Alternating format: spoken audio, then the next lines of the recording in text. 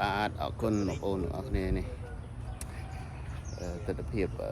ថតឲ្យបងប្អូនមើលមួយថាផ្លែអីតោះទៅទស្សនាទាំងអស់គ្នាបាទអានេះផ្លែក្រូចត្រីផ្លែក្រូចត្រីក្រូចត្រីអានេះធំជាងនេះបន្តិចផ្លែអានេះទៅនេះដែរគ្រូទៅក្តាប់ដែរទៅក្តាប់មកអានោះកាលពីមុនក្មេងៗសម័យសេរីកណាហ្នឹងបេះអាផ្លែនេះធ្វើក្របជាពីមវាល្មមក្របជាពីមផ្លែនេះនេះណាអានេះមកទៀតកើតទេមកវានៅនេះគេហៅថាដើមក្រូចត្រីផ្លែក្រូចត្រីដូចក្រូចយើងតើមានបន្លាមានអីនេះវាស្តៀងអូអត់ដែលឃើញទេបងប្អូននេះមានបន្លាមានអីដូចតែក្រូចយើងណាប៉ុន្តែស្លឹកវារៀងខុសបន្តិចស្លឹកវាវែងបន្តិចអានេះបើមើលមកផ្លែតគឺយើងស្តៀងនឹងក្រូចឆ្មាណាបងប្អូនវាយកធ្វើដងបថៅមែនទេដងបថៅឲ្យគេទៅស្លាប់ដឹងដងបថៅក៏ជាប់ដែរអានេះផ្លែស្នឹងដើមស្នឹងនេះស្នឹងទៅស្លាប់បងប្អូនស្នឹងនេះយកមកធ្វើមកជូរសឡំជូរអី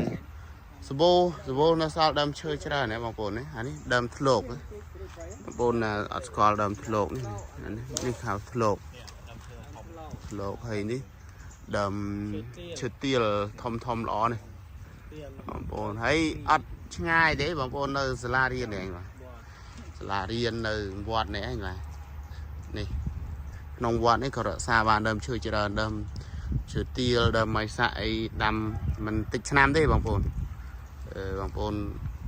ចង់ឃើញដើមឈើធំក៏អាចមកទស្សនា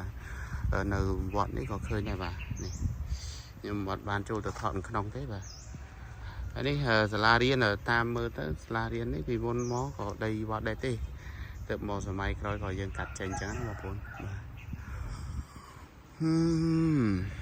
រកស្រែបូចលពាក់បូចលពាក់ធ្វើយកធ្វើអីអូនបោះពីពីបោះតង់បោះពាក់ស្រោមដៃមួយតង់អីពីពាក់យកបោះប៉ាក់យកទៅបោះតង់ហ្នឹងអានេះ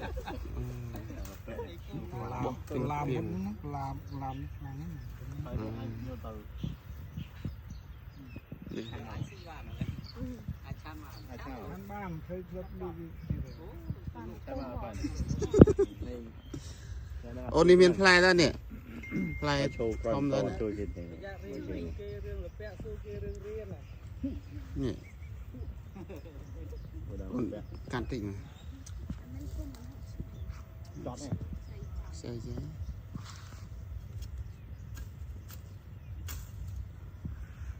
អរគុណ